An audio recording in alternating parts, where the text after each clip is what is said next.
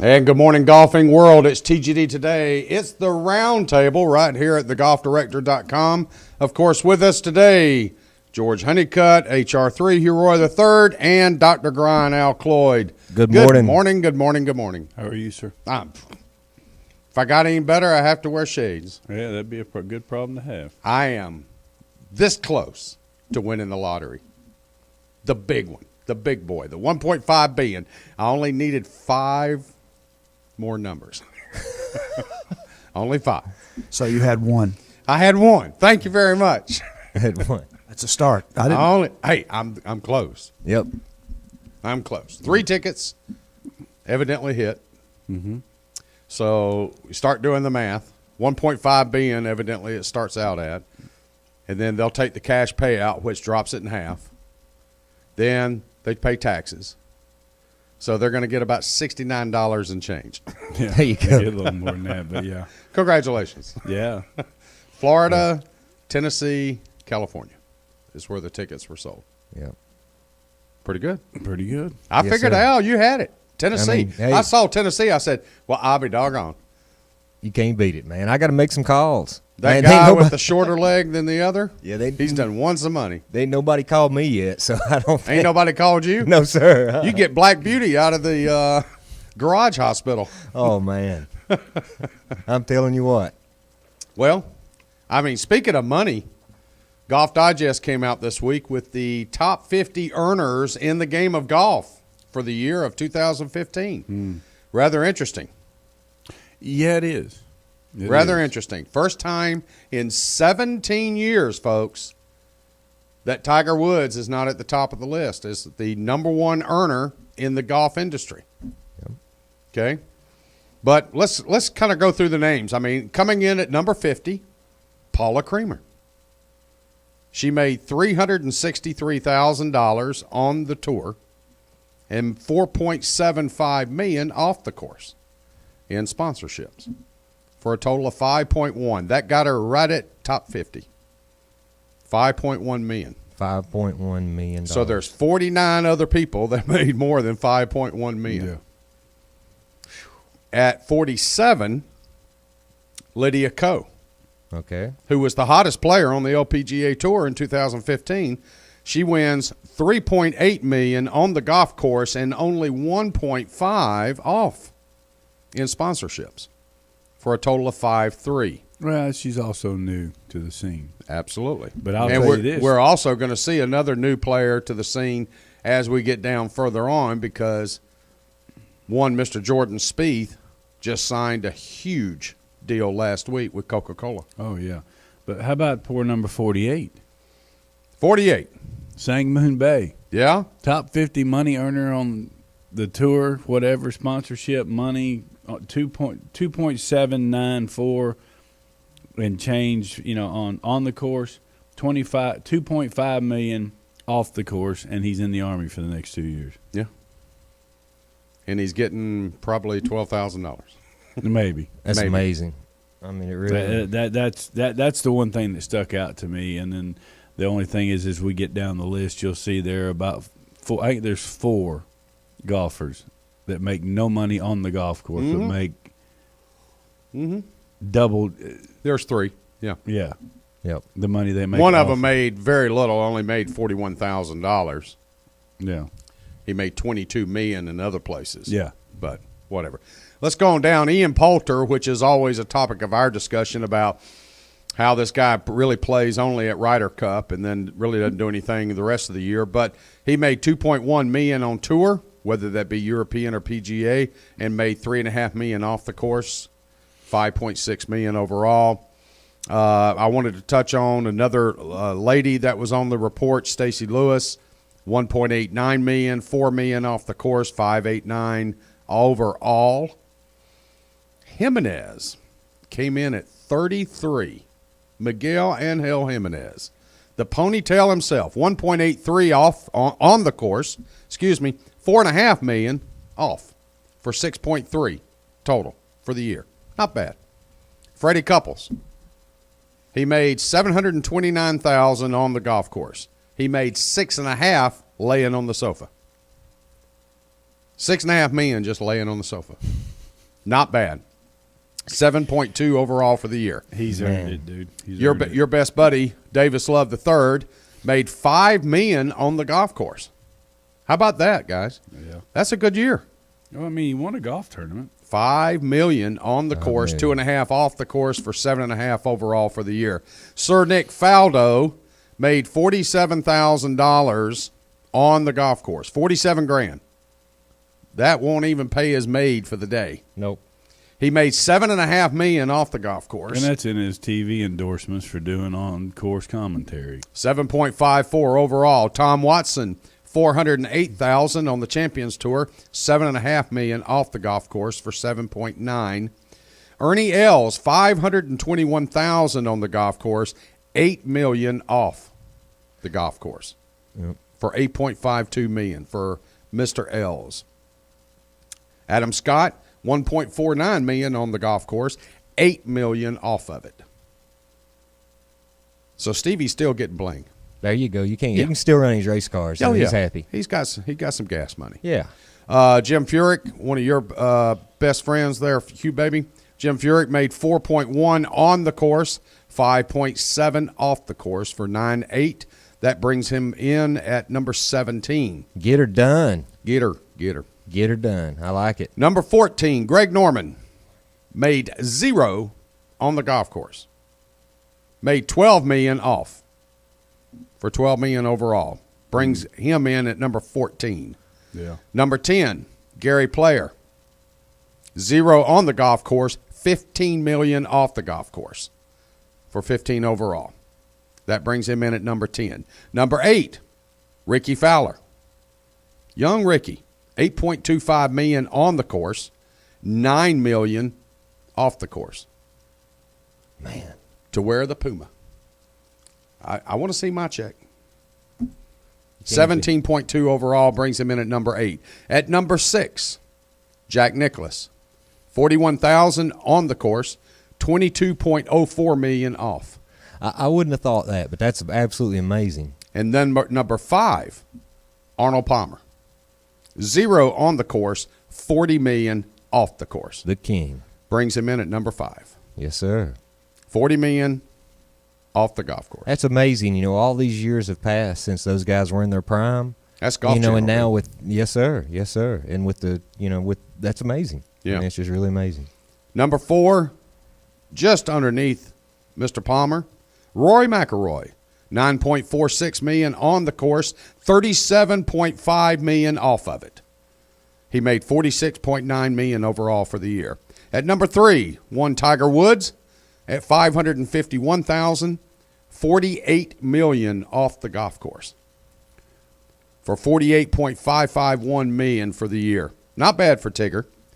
At number 2, Tiger's at number 3. Number 2, who's number 2, Al? Take a guess. Jordan. Nope.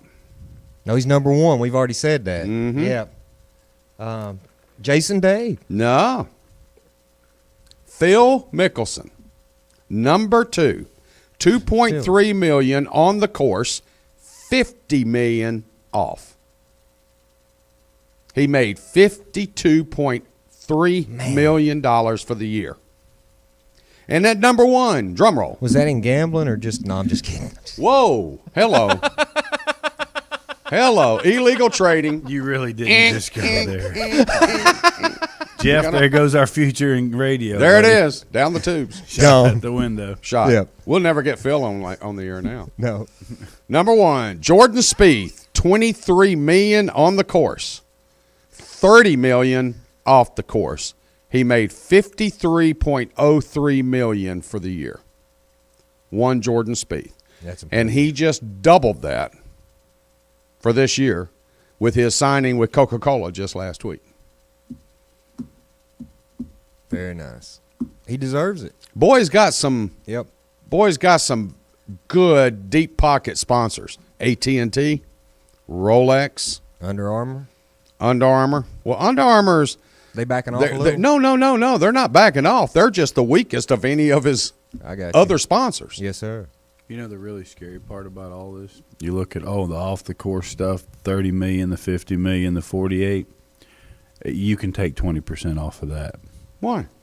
Agent. Oh, yeah, sure. 10 to 20, yeah.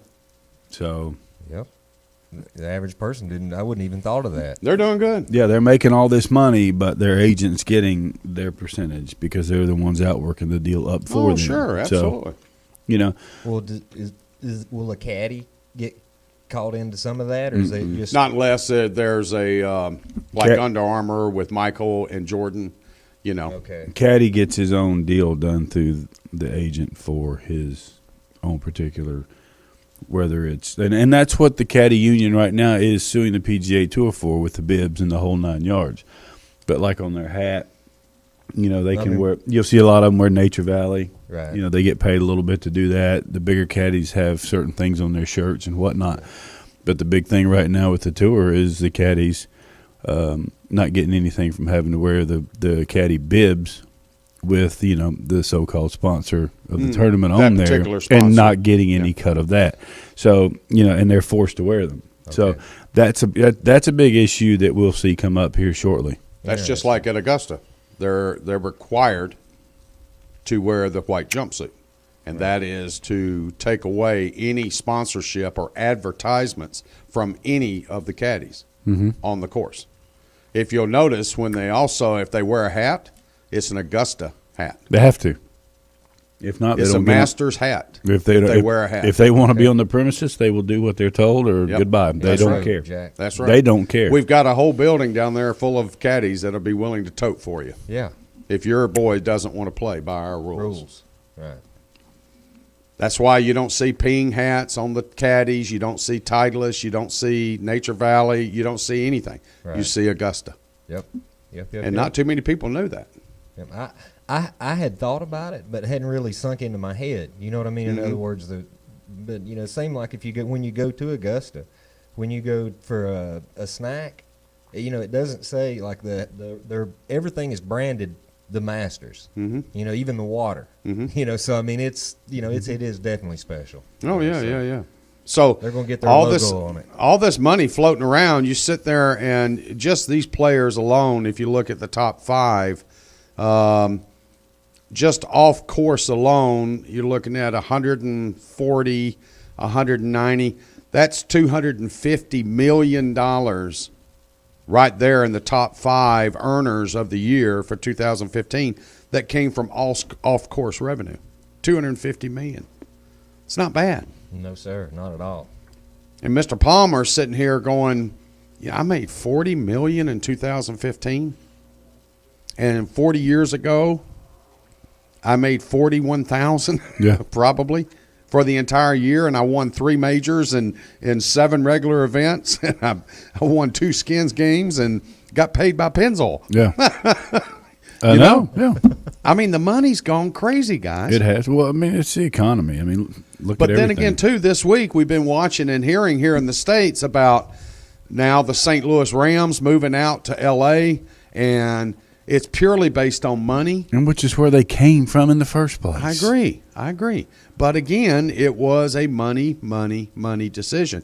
So when people talk about the economy and the status of golf and the money's disappearing and going away or whatever, I guarantee you Tim Fincham and the PGA Tour is making sure they're getting their part, and the players are getting their part. Oh yeah, yeah. Okay? And at some point in time, you got to wonder if some of this is going to filter down. We're watching golf courses close every day. Oh yeah. Okay? The only problem with that is those that are involved at the golf course level, like your PGA professionals, they'll never even see it. If any money came from PGA Tour for television revenue or whatever, now we know one event a year it comes from PGA because their agreement with the television. Mm-hmm. But the other, 11.3 months of the year, that revenue is not even sniffing down at the golf course level. And so, or even at the amateur level. So, Well, Do we see it at some point in time? but that, let me ask you this question though, right? And this is just being pure hypothetical. but it doesn't sniffle down in any of the sports, is what I'm saying. I don't necessarily agree with that. I think what you're talking about in golf is the simple fact that, golf courses are closing and this and whatever. It's the lack of commercial interest from that network you're talking about that's closing.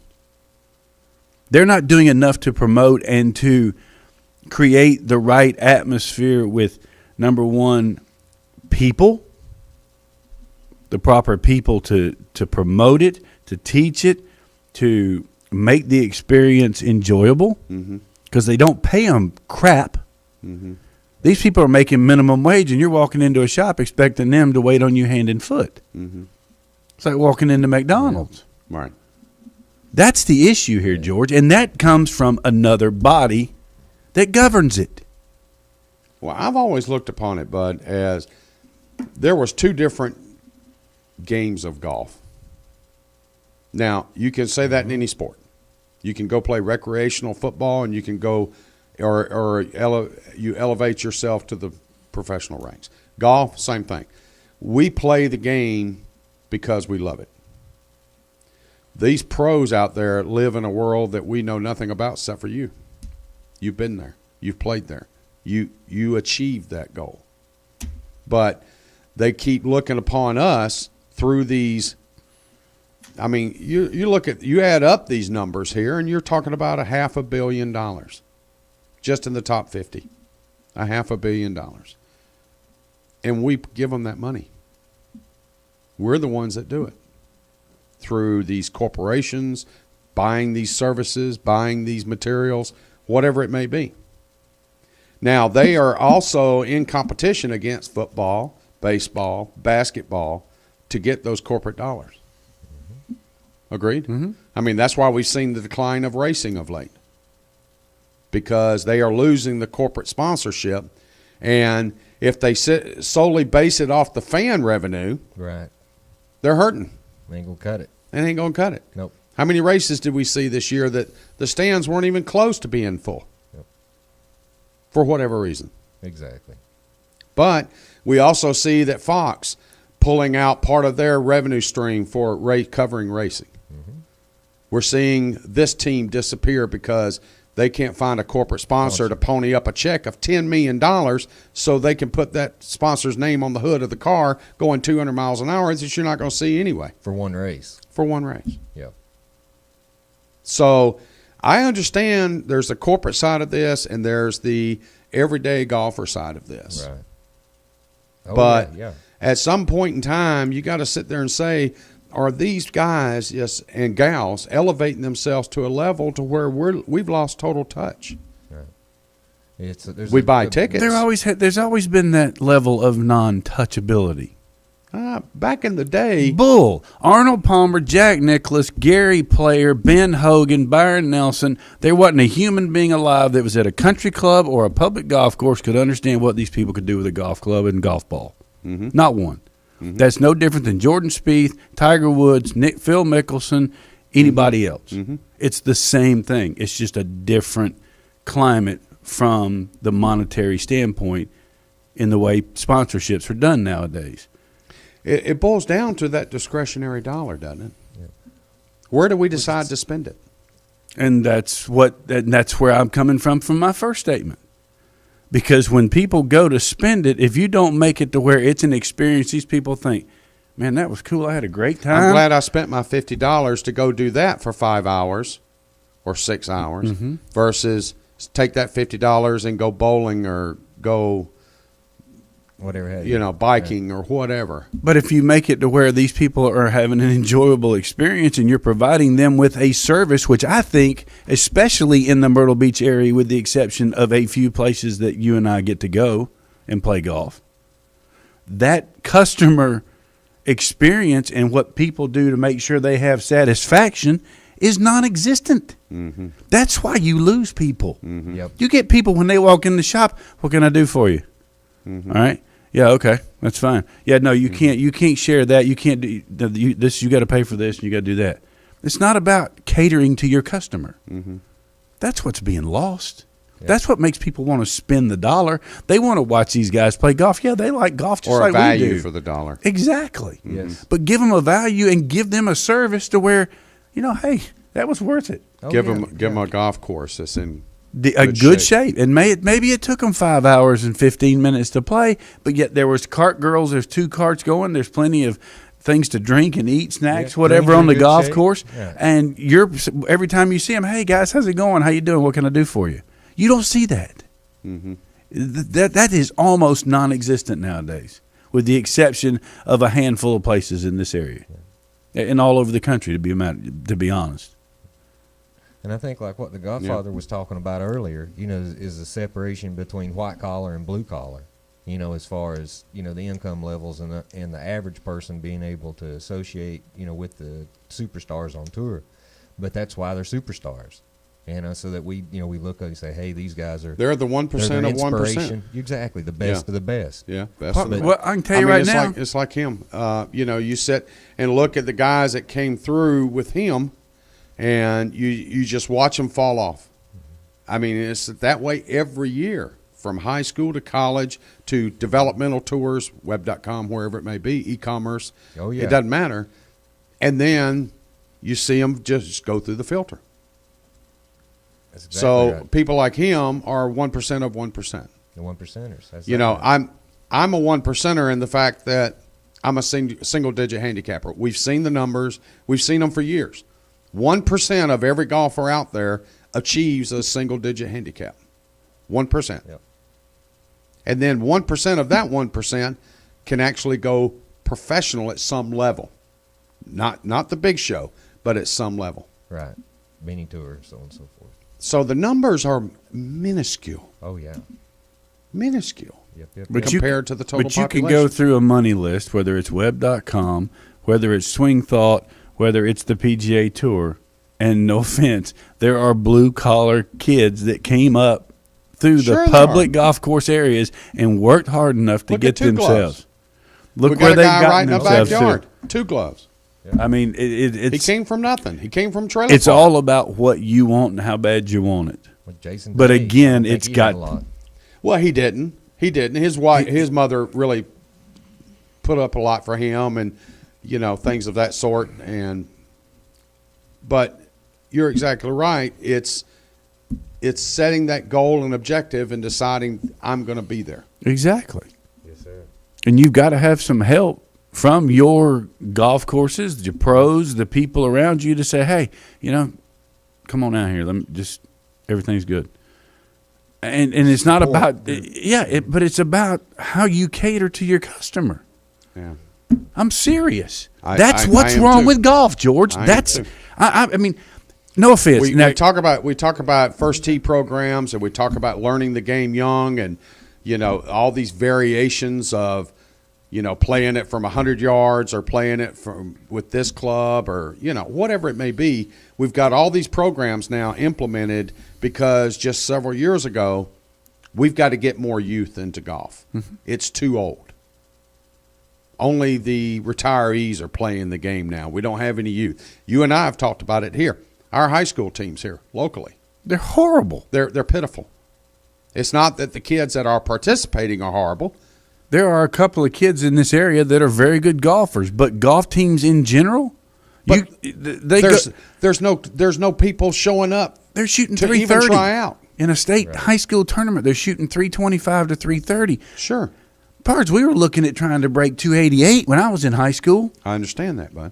But my point is that we've got no kids going into the funnel. Yeah.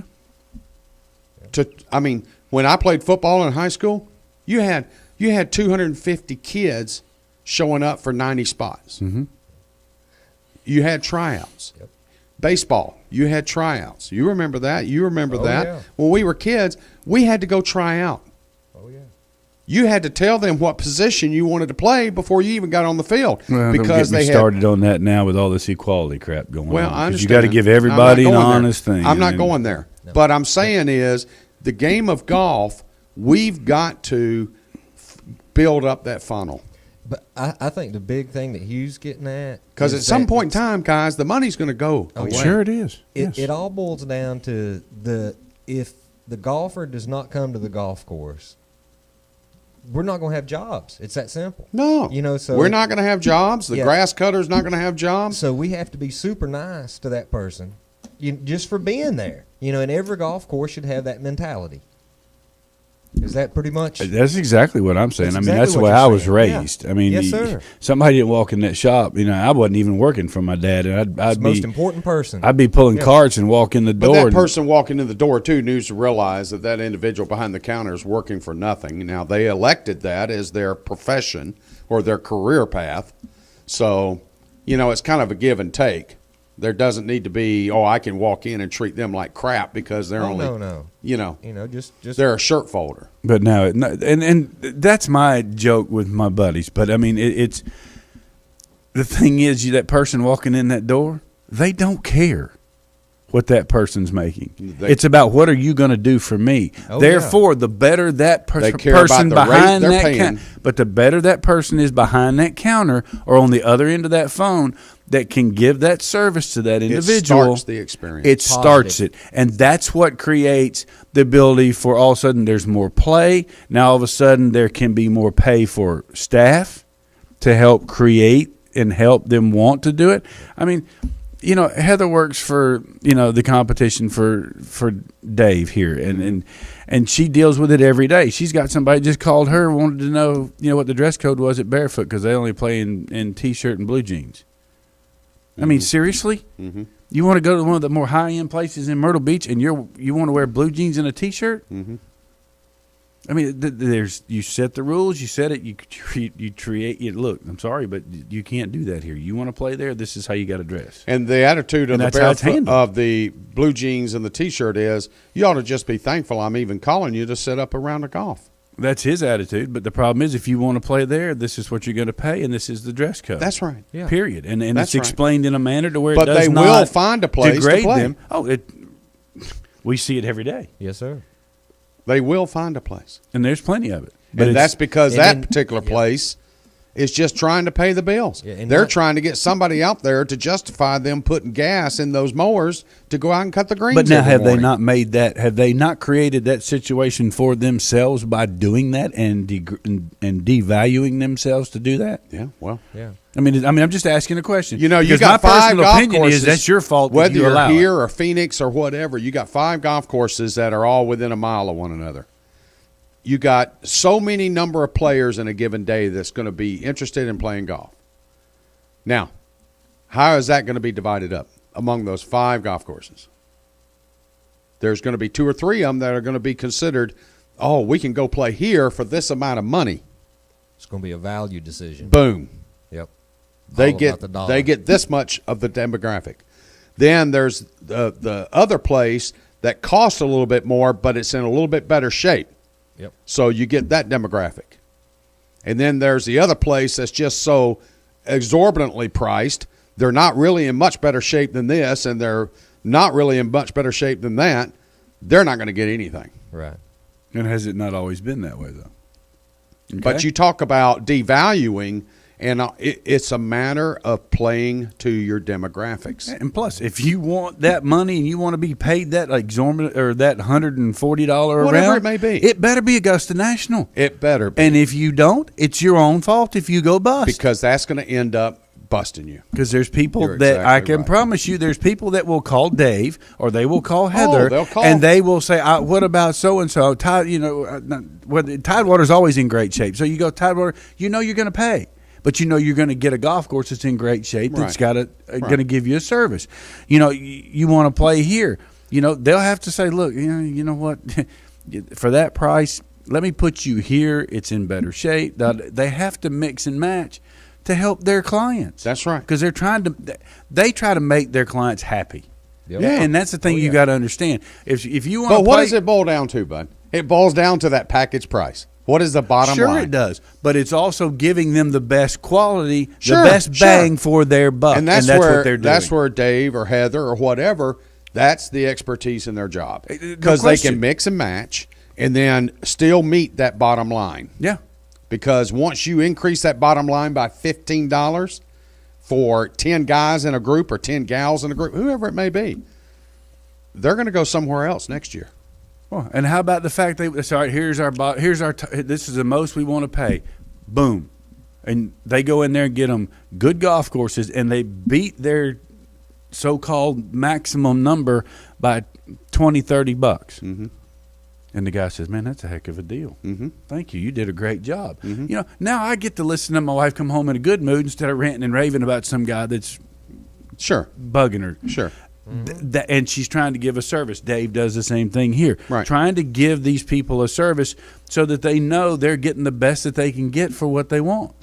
For their dollar. And that's the problem with what's going on. And that's what you're talking about in relation. We kind of got off skew here. But when it comes to this money, you've got to provide a service if you want people to understand and to get back into this game and to grow this game. Period. But what I'm saying is without us, the people, eventually the viewer numbers are going to go down. The attendance numbers to the tournaments are going to go down. We've already seen, like, the Web.com tour. It used to be the Nike tour. It used to be the Hooters tour. It used to be this. They look at those corporate dollars and look at their returns. And I'm just wondering if the numbers are astronomical, guys. And it just keeps growing and growing and growing. Are we going to see a point of top? Are we going to see the bubble burst? Are they going to start plateauing out and possibly even adjust back downward? Going to have to at some point. I mean, it just, I can't see it. I could be wrong. But the point is, guys, we're sitting here watching every morning on the sports networks. This person signs for 10 years, $200 million for 10 years. Whether it be a baseball player, basketball player, it doesn't matter. Right. Okay? They go to this new team, they play 4 games, and they're out for the rest of the year with a Tommy John surgery, or they snap an ankle or whatever. Now, John Q. Public goes, "Oh, well, that was a waste of $200 million." And then who's my next victim? They forget about that $200 million that just walked out the door. I have to sit and look at the NFL stuff and watch these players come in. And how sad was Lawrence Phillips' news yesterday? Star running back at Nebraska, comes into the league, 3 years, great runner, kills himself in prison yesterday. 41 years old. You reach the pinnacle. Yes. And then we are quick to forget about the decline. Oh, yeah. Very quick. And we see so much nowadays, and we can get on this for another 7 hours. But the money at some point in time, I don't know. We have to sit and feed this. So whether we elect to feed this or football or basketball or soccer or whatever we elect to feed, that's our choice. But at some point in time, our dollars are getting tighter and tighter and tighter and tighter, while these dollars are getting looser and looser and looser and looser. Where's there going to be a breaking point? Well, the breaking point is going to be this is going to actually become more of a world tour with the Web.com and the European, developmental tour, whatever else, becoming more universal. So this is going to become the NFL. Yeah. Where there is nothing else like it in the world. Or it'll become like the world of soccer. FIFA. It's going to become it's going to have to. And we see the corruptness going on in that. But you look at where like you talk about the Web.com. Who watches the Web.com?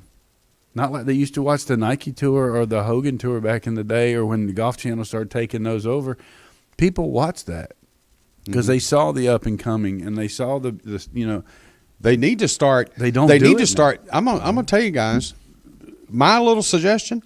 Although you'll say it's ridiculous and you'll laugh at me all the way till the truck. They need to start televising some high school matches and some college matches. Well, they are doing the And college. promoting that. The Golf Channel's doing the NCAA when it gets down to the final stuff. But All right, let's break out a roundtable, of course, on TGD today. Good conversation, guys. Thanks for your time. Thank you. TGD Radio and TV are produced and broadcast by the Zeus Radio Network for thegolfdirector.com. When visiting the Golf Director, be sure to check out our featured course pages, where you'll find up-to-date information about course conditions, specials, and much more. Need help with your next golfing vacation? Just call Dave. You can give us a call right here at the Golf Director at 844-GO-GOLF-1, 844-464-6531. All of our programming is archived for listening and viewing on demand. To catch up on any show you may have missed, you can click on the TGD Radio or the TGD TV tabs in the menu screen at thegolfdirector.com. We are now available on over 1 billion. Thank you. Devices: iTunes, Audio Realm, TuneIn, YouTube, Ustream, Roku, Blueberry, Periscope, Catch.me, and, of course, the Myrtle Beach Golf app. For Al Cloyd, Hugh Roy III, I'm George Honeycutt. We want to thank Jeff behind the glass, but we want to thank you for joining us today on the Roundtable. There's a lot more golf news and information coming up next.